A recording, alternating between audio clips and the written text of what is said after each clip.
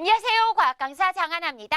사랑하는 엠베스트 제자 여러분, 과학점수 날개를 달아주마. 비교과 특강, 과학날개 특강으로 오늘 함께하는 첫 번째 시간입니다. 헐, 과학날개 특강이면 중간고사, 기말고사 대비하는 건가? 교재 준비하고 과학노트 다운받아야 되겠다? 이거 아니죠. 그야말로 비교과 특강이에요. 즉, 입시하고는 상관이 없지만 입시에 큰 영향을 주는 특강이구나 생각하면서 오늘 이 강좌에도 집중력 높여서 함께하면 좋겠어요. 늘 외치는 거 있죠?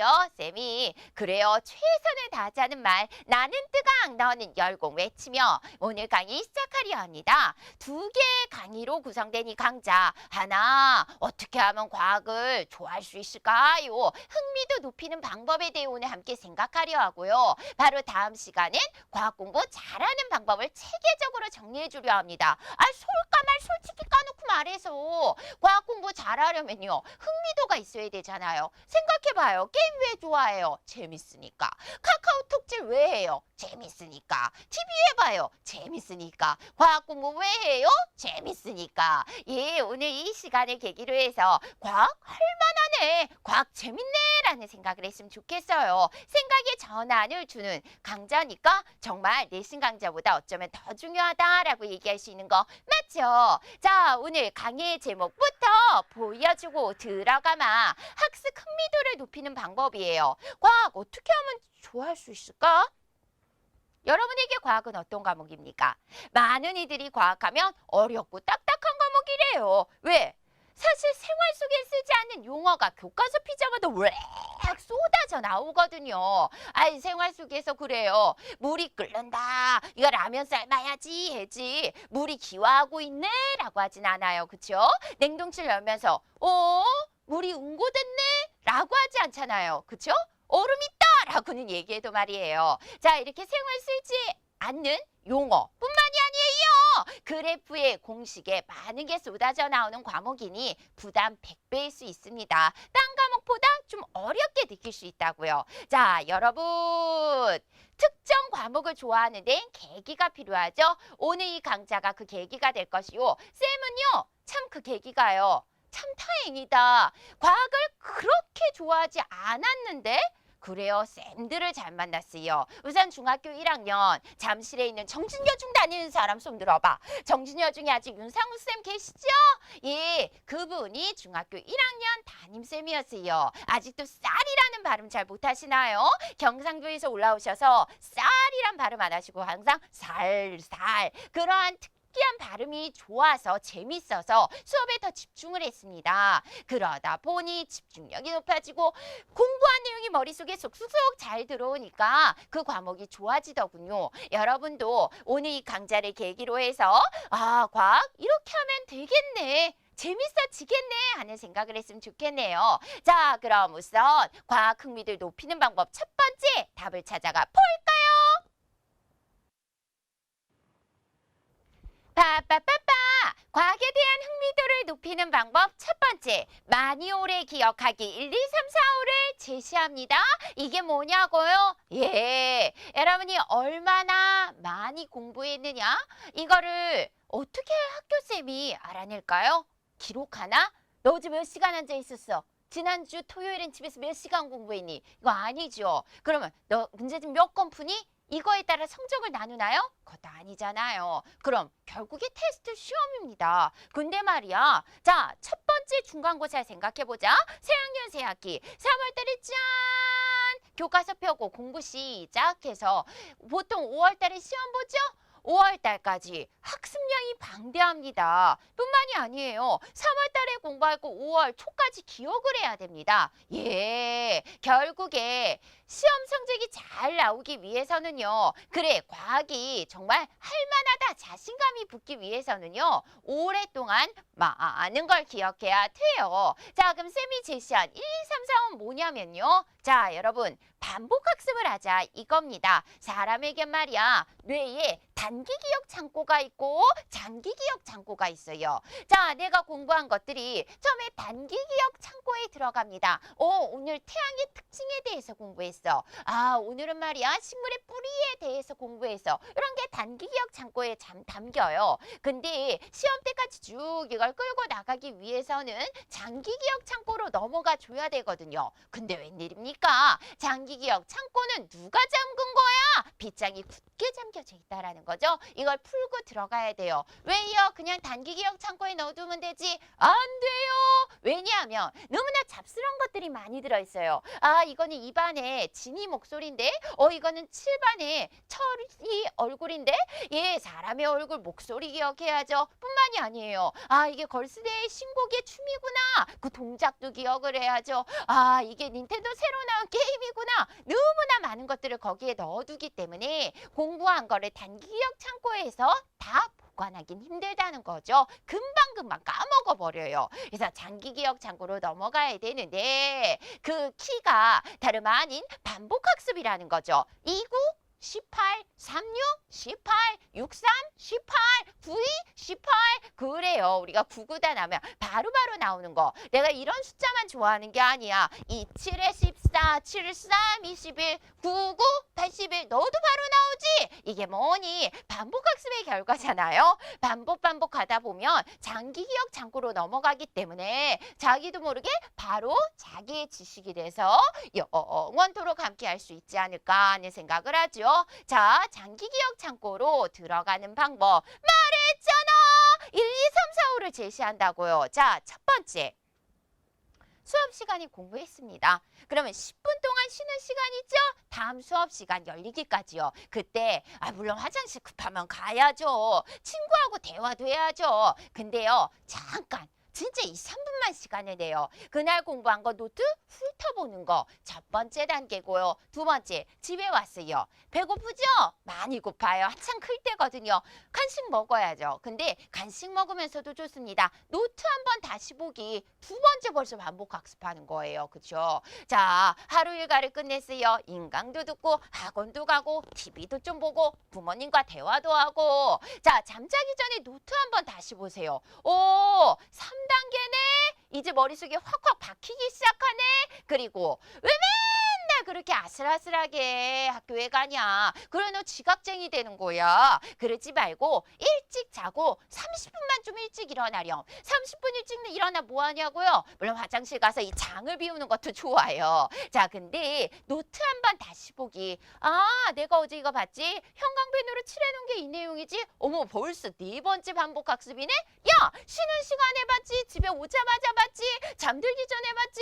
다음날 아침에 봤지? 이제 뭐 하면 되겠어요? 주말 때 보시면 되겠습니다. 주말에 토요일이나 일요일 한 10분 정도의 시간만 활용해서 다시 한번 포인트 내용 훑어보면 개념이 머릿속에 꽉 박히니 이것은 곧 단기 기억 창고의 지식들이 장기 기억 창고로 넘어가 있다는 거예요. 그럼 머리가 좀 편합니다. 시험 때 교과서 펴고 지금부터 시작! 개념 정리할 필요 없이 그때는 진짜 다시 한번 핵심 보고 문제풀이에 대한 대비만 철저하게 하면 되잖아요.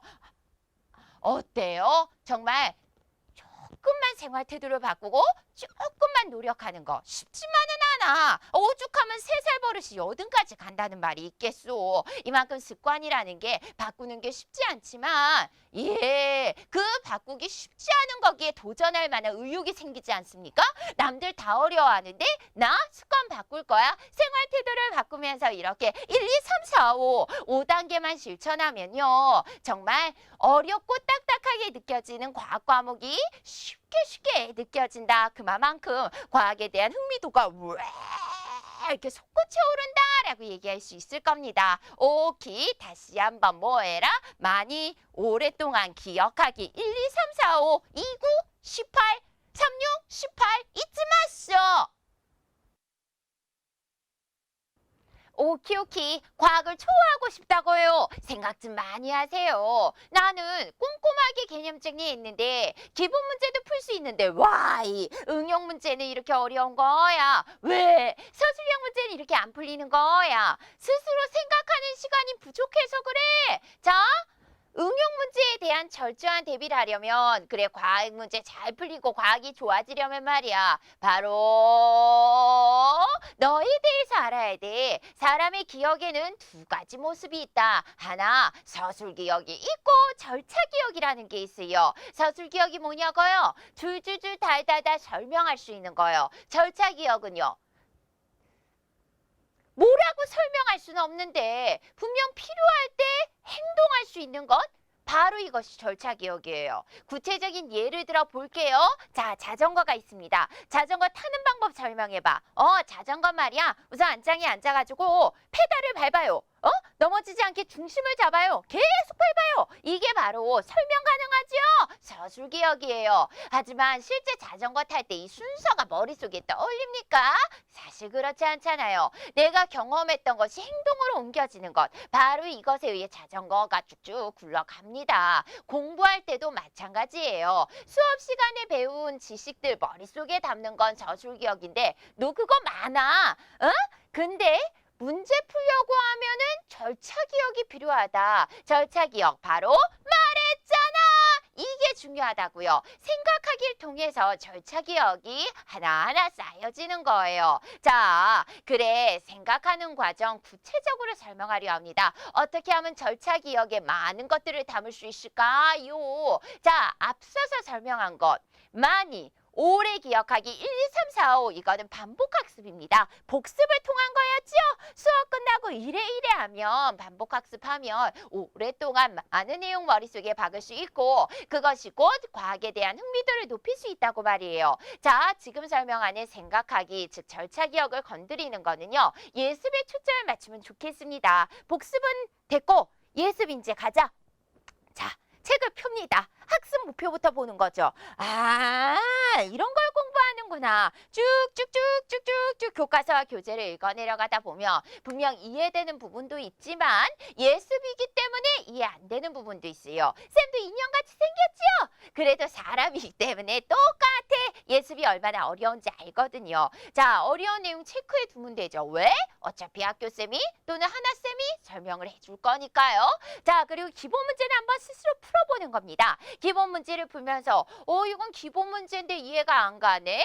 바로 이것이 하나의 자극이 돼서 수업에 대한 집중도를 더욱더 높일 수 있는 계기를 마련해 준다. 그리고 이렇게 예습하는 과정에서 어렵다라고 또 헷갈린다고 기억된 것들이 바로 절차 기억이 돼서 여러분은 과학 공부 잘하는 방법 또 과학이 좋아지는 방법에 대한 답을 찾아준다.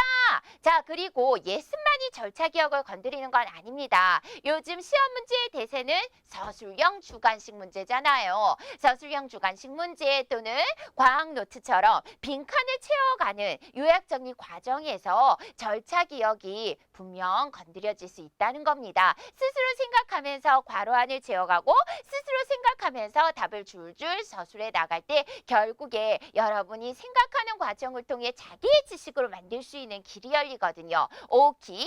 자, 그리고 마지막 세 번째 절차 기억을 건드리는 것 바로 생각하기 과정을 하는 거는요. 친구하고 공부하다 보면 특히 시험 직전에요.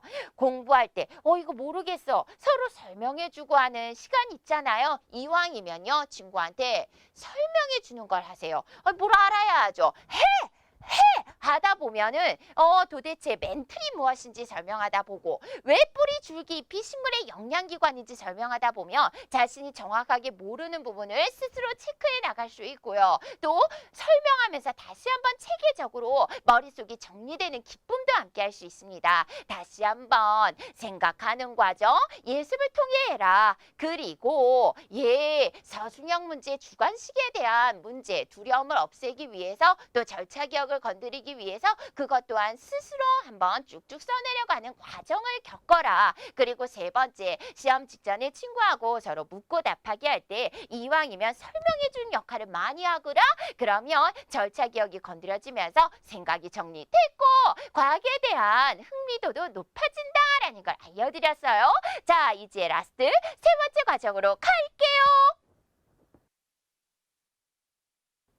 과학이 좋아지는 방법 세 번째, 과식하지 않기. 여러분 청소년기죠? 한창 클 때잖아요. 그러니까 많이 먹어라. 그럼 1년치 밥 이만큼 먹어 키 커야지? 안 되죠. 탈나지요. 배가 터지겠죠? 마찬가지입니다. 오늘은 컨디션이 좋으니까 인강 20강 한꺼번에 왜? 옳지 않아. 강의 다 듣고 나서 핵심 머릿속에 다 박혀 있을까요? 그렇지 않죠. 왜? 사람이 기억하는데 한계가 있기 때문이죠.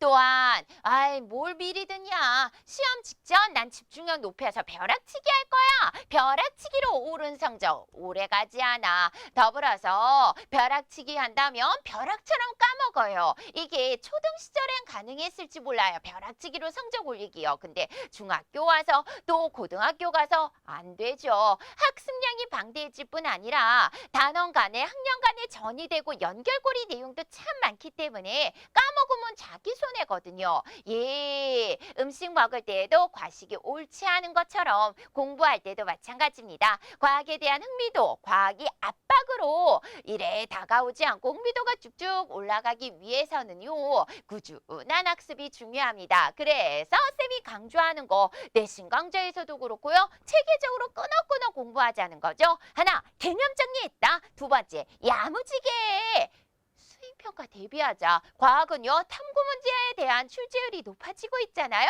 그리고 세 번째, 문제풀이로 마무리 학습 야무지게 하자. 자, 이렇게 공부한다면, 집 끊어서 체계적으로 공부한다면 과식하지 않았기에 자기의 지식으로 완전히 숙지할 수 있을 거고요. 그것으로 과학이 좋아질 수 있을 겁니다. 자, 그럼 정리해 볼까요? 과학에 대한 흥미도를 높이려면 말했잖아.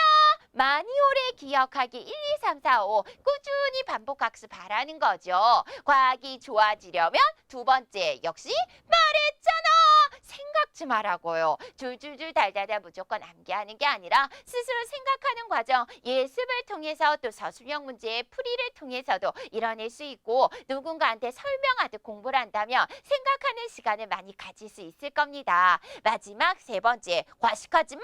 벼락치기는 금물. 한꺼번에 강의 듣는 것도 옳지 않아. 꾸준한 학습이 중요하다는 거죠. 이렇게 1, 2, 3단계 콤보로 함께 하다 보면 정말 과학이 어려운 과목이 아니라 평균을 쭉쭉 올려주는 좋은 과목이 될 수 있을 겁니다. 자, 이렇게 해서 과학의 흥미도 높이는 특강은 접도록 하고요. 다음 시간이 핵심이 많이 담겨져 있네.